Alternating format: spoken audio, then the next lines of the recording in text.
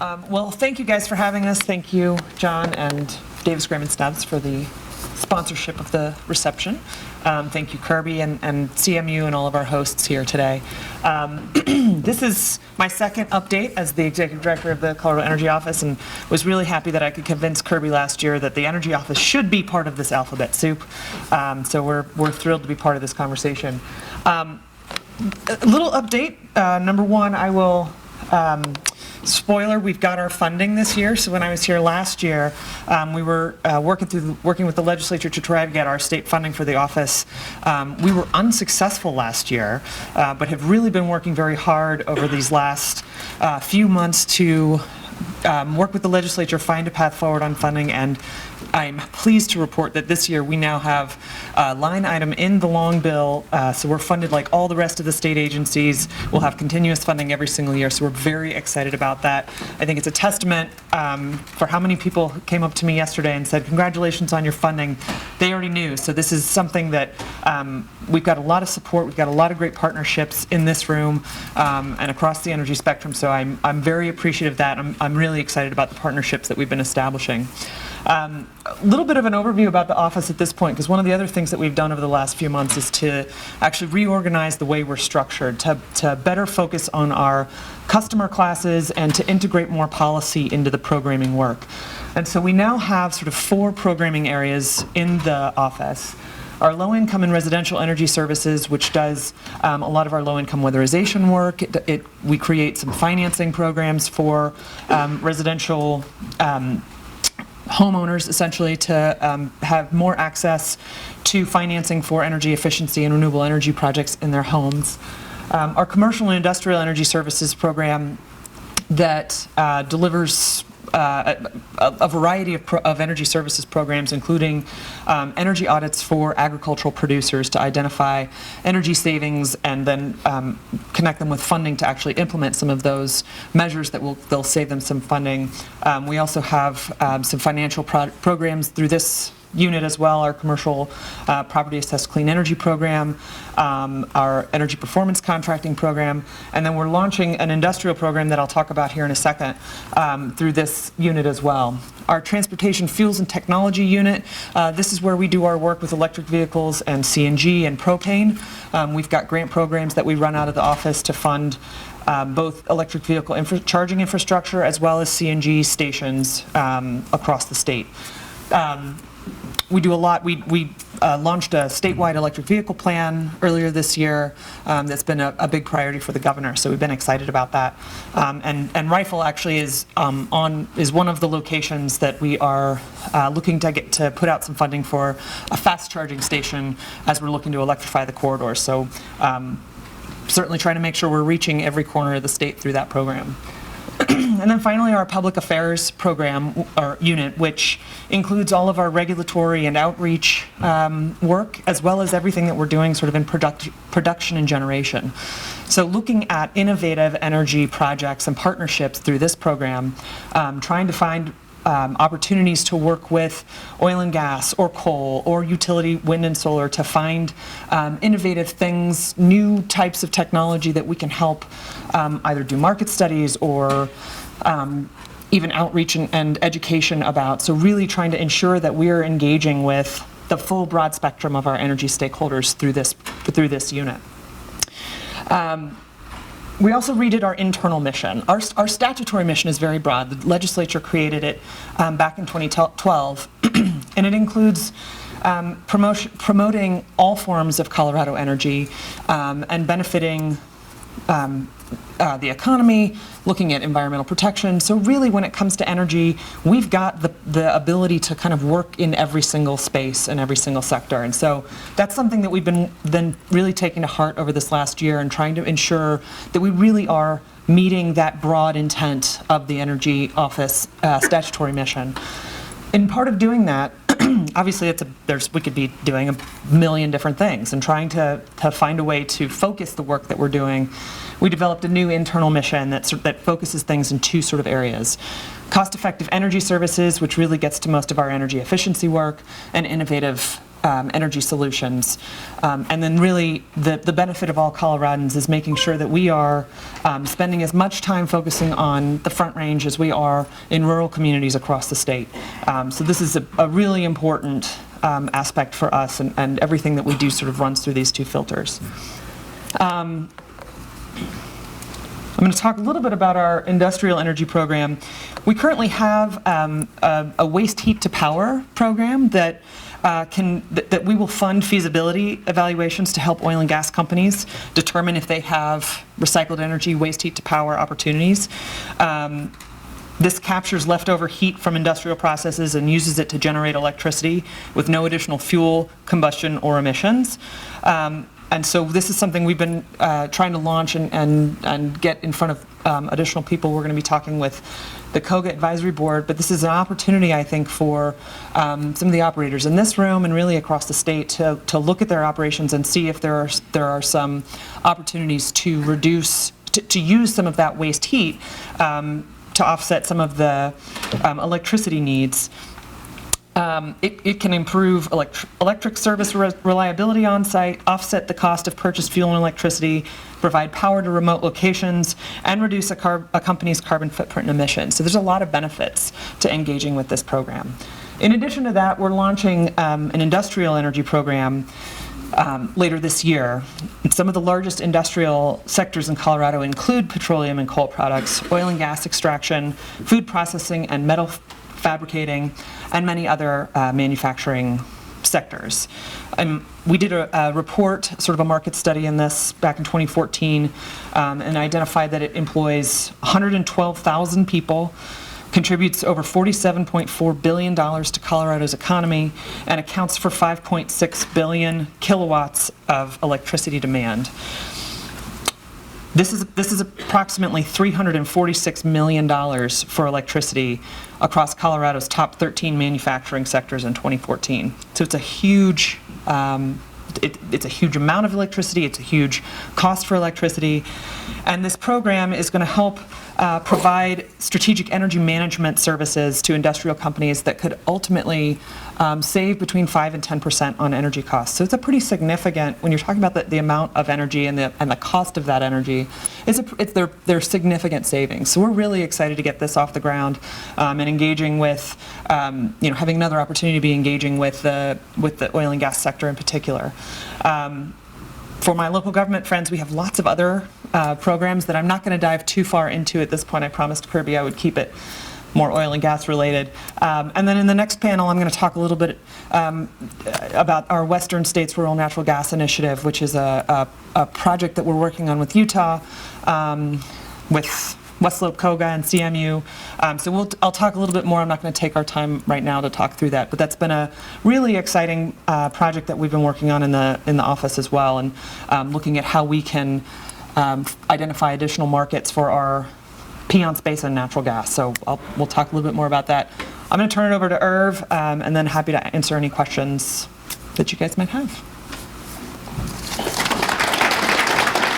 Great to be back out on the Western Slope. I was out here a few weeks back. It's always refreshing, even though it was like ice skating coming over yesterday across the Vail Pass. But I also want to thank Kirby and the Garfield team for hosting. This is the third year I've been here. It's something you don't ever want to miss, and I think that the growth of it is showing that the value of how we all talking together can hear from each other, even if we don't walk away always agreeing. At least we've spent some time together. It's hard to get mad at people that you actually know. Well, most of them. A couple things real quick, just as a reminder, half of the severance taxes come to DOLA. The federal mineral leasing money comes to us as well. That's from where we do both the direct distribution work that we do and also the grant work. Just a few facts and figures. Last year on the direct distribution side, we distributed $31.7 million. That's total out of both FML and severance to communities. That's a formulaic process. We manage it, but we don't decide where things go. That's actually collective with lots of folks on a committee that helps us. We also rely very much on industry. Last night I got to meet Don Simpson for the first time. He's one of the folks that helps us make sure we get the employment numbers right, site and where folks are so that the money gets distributed appropriately. And then last year, our total grants were just under $40 million, $39.8 million worth of grants, and that's during the calendar year, so fiscals and calendars all get mixed up, but our severance money doesn't have a time clock on it, so as the severance money comes in, FML comes in, once we have it, and then we spend it according to a schedule. As you all know, we have 3 grant cycles a year. We're in the middle of our April grant cycle. That'll finish in July. By August 1st, we'll put those out, and then we'll be in a new one. The first grant cycle we just finished was about $21 million total.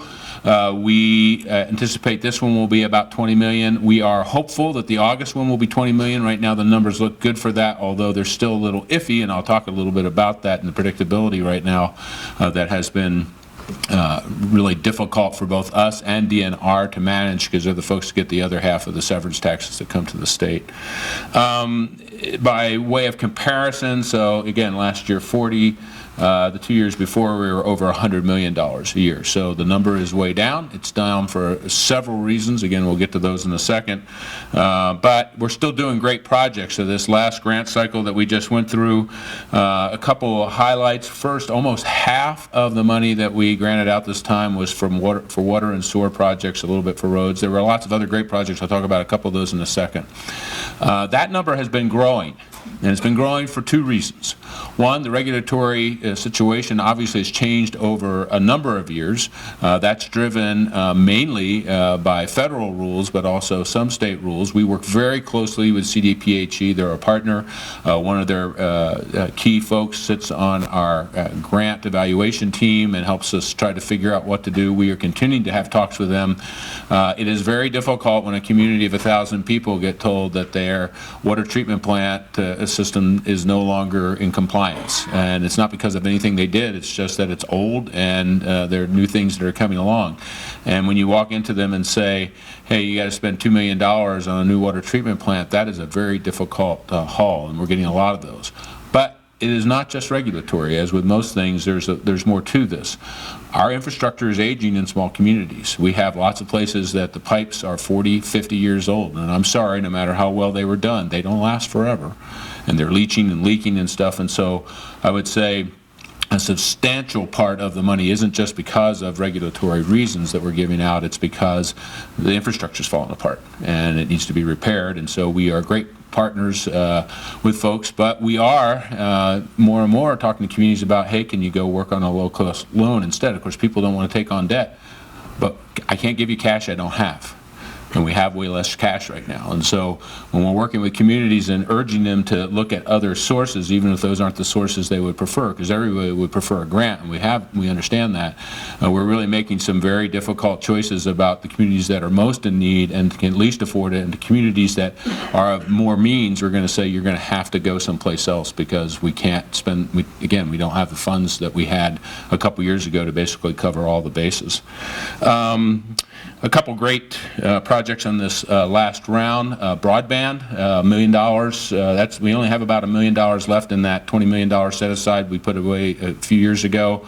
But $1 million to Custer County for a great project down there that's really going to do a lot to connect that very remote county, as you know, in a county that doesn't have much in terms of resources. And one closer that is my personal favorite of the bunch, and I love them all, but I love this one the most. The Joint Law Enforcement Facility up in Steamboat, which is between both the Mount County and Steamboat. If you don't know about this, they're going to combine their headquarters in one place, and they're not just going to have separate parts of the building. They're going to put their law enforcement, both the sheriff's office and local law enforcement, in the same spaces and places. Folks, this is the kind of project we're looking for. We love them all, but when you do something like that, you're going to save long-term funds. It's not the first place it's been done. I'm looking at Ray. They've done it there in their county as well. But this is the kind of stuff where you have to say, hey, we got to get over the fiefdom and the turfdom, especially in small communities, come together. Those are the kind of projects we love to support because those are the ones that are going to pay off big time over a long period of time. So congratulations to those folks for that great opportunity. Some issues. Predictability is always a problem because it's a commodity. If you're commodity-based, whether it's agriculture or anything else, obviously that's an up and down world. I know there have been discussions with the governor, with industry, with some other folks talking about whether or not the tax rates are appropriate. That's a discussion for another time. I'm happy. I'll be here all day today. I have to, unfortunately, go back tomorrow morning early to testify at a hearing, but we can talk about those. That's not my job. I'm not a gatherer. But I think the one thing that we all agree with, and I know the governor agrees with this, is the current system is so complex in terms of tax collection.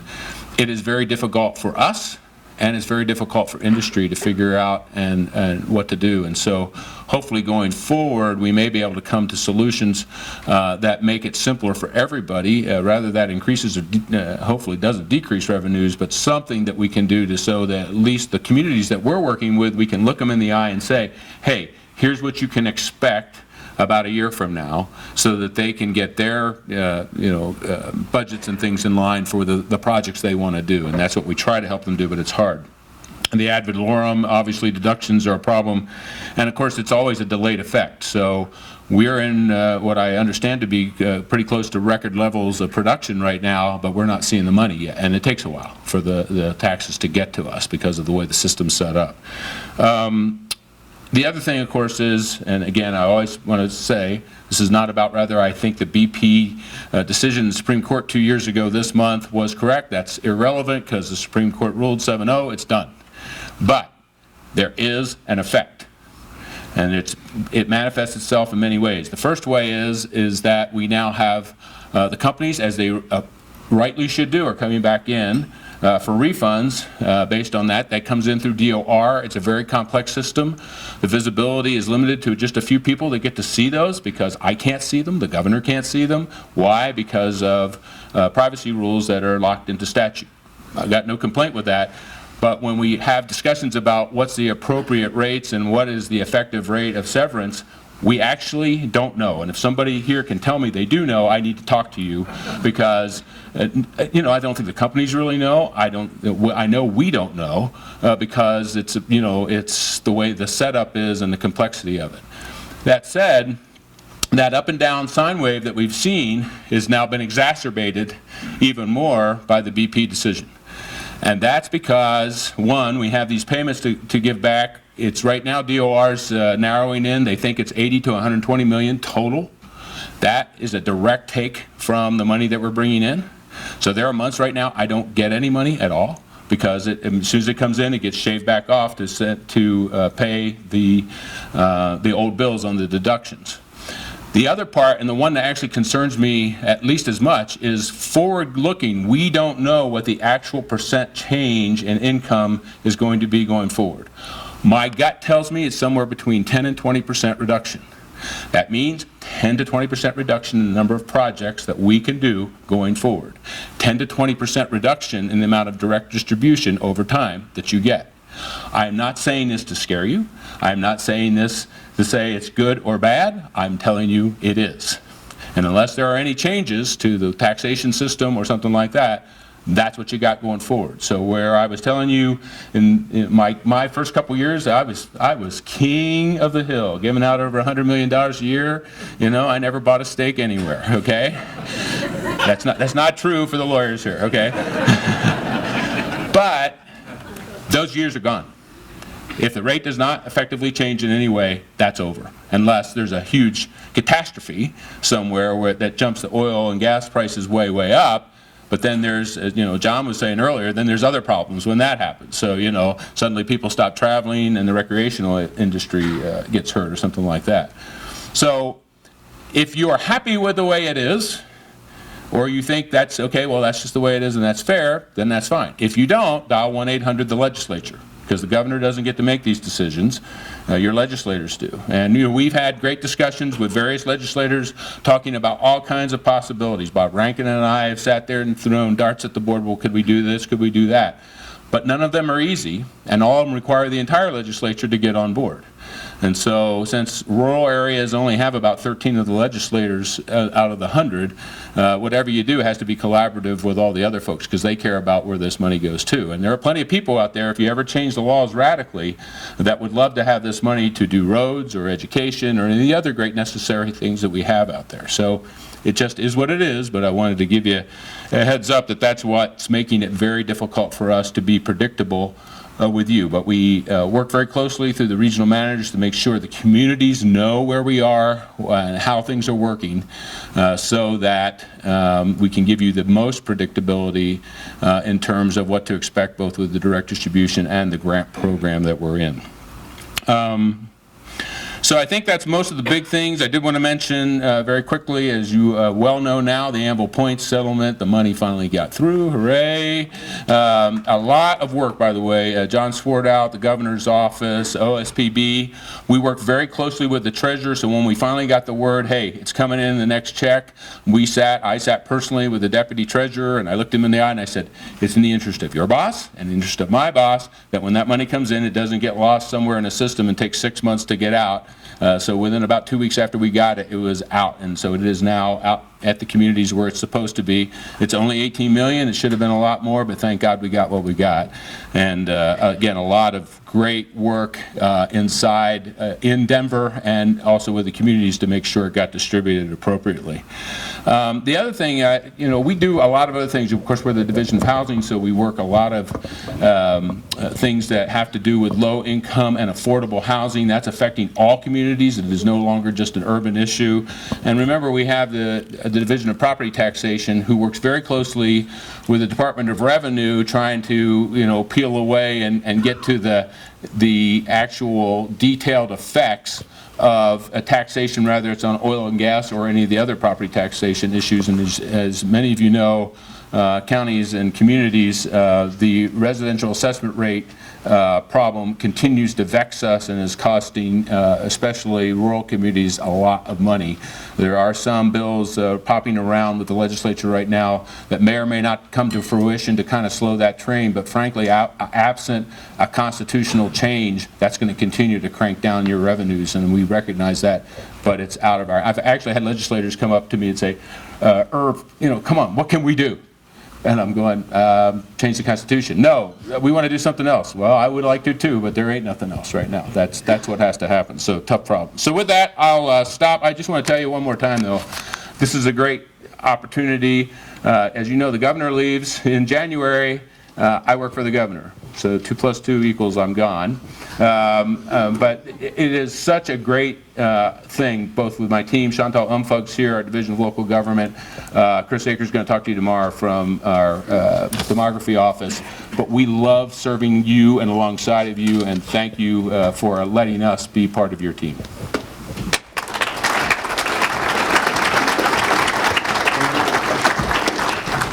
We have 4 or 5 minutes for questions.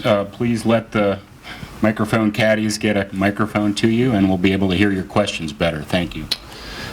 I have a question for you here at the front, David. I didn't do anything to help with the Anvil Points, but I had the fortunate experience of signing the $1.7 million check as chair of our FML district, and that was a fun experience. Compliment to... Were your hands shaking? They were, yeah. I have a compliment and a question. The compliment is to your staff. We had a hard time finding that check, and Kimball and your representative over here dropped everything she was doing on a Friday and found that for us, and wanted to let you know that was greatly appreciated. The question I have for you is, as chair of FML in Mesa County, we've made it a huge priority to try to close the disconnect or the chasm between where the money comes from and how the public perceives where the money comes from. Sure. We've been doing that with signage and public education and et cetera. One of the things I've noticed, and I'll use just 3 examples in Mesa County, but I think this is applicable to anywhere. Las Colones Park, the Cameo Shooting Complex, the Avalon Theater, these very high profile community amenities are funded by the state share of natural gas royalties, but it's always framed as their DOLA funds. Yeah. And you look at the wall and it says DOLA funds. Yeah. People read the newspaper, DOLA funds. Even even people in here prior to you coming today might not have known what DOLA is, but these are natural gas royalties, and we can call them severance taxes or whatever. Could the Energy Office and could DOLA work together to come up with a way to promote and educate the citizens on where these monies come from? Because I think it creates a better civic discourse about energy policy. The one example I'd give you to put a point on my question is recently San Miguel County filed a lawsuit against one of our members on climate change, yet Telluride is constantly taking, quote, DOLA funds, which are the very monies that they're suing to stop from flowing. And I think we could have a healthier discussion as a state around issues like that if people didn't think that it was IRB's money or DOLA's money or the state's money, but it was natural gas royalties. Yeah. I wanted to get your thoughts on that, and if you have any ideas for how we could work together to improve that public education. Well, thank you for the question. It's a great question. Chantal's writing down out there. You know, one of the things we insist on in anything project that we do, that it is possibly, I mean, usually on a road you don't get that, or maybe a sewer project you probably don't want it. But for the bigger things, hey, you know, make sure you acknowledge where it came from. But you're right. A lot of people misunderstand it. It isn't like ferries give us money at night. It comes from a very specific thing in place. I try to, in my public statements, make that point. So we'll look and see. Maybe there's some way we can add that to the signage. The other part, though, is, you know, industry also has a part to play. And I've been, you know, at the Petroleum Club talking and things like that. And one of the things I've urged them is, look, it is true that the monies that you make, the taxes that you pay, help across the state, and not just at the state level, but obviously local level schools and things like that. But on our website, we list the projects. We have pictures and stories about, hey, this is happening and this is happening, and these are the cool things, like Las Colonias Park, for instance, that people like to see. By the way, flushing your toilet and having clean drinking water is cool too, but nobody wants to see the process. So, you know, you guys can use, that's public knowledge stuff. You can go to that and say, hey, you know, take the picture off. It belongs to you too, and say, here's this, we did that. But I agree, there's a part for us to play, and I think we should continue to try to figure that way. And I appreciate the idea on signage. Maybe there's a way to do that as well. Thanks. Yes, Steve Soychak with Colorado Mesa University. Last week, Xcel came in and talked about their clean energy plan and the increase in renewables. And it was brought up during that meeting how states like California and Minnesota have seen an increase in their utility rates with an increase in renewables. In California, they're 68% higher on a kilowatt-hour basis because they've increased their renewable portfolio. In Minnesota, they're about 8% higher than Colorado on a resident. This is all EIA data.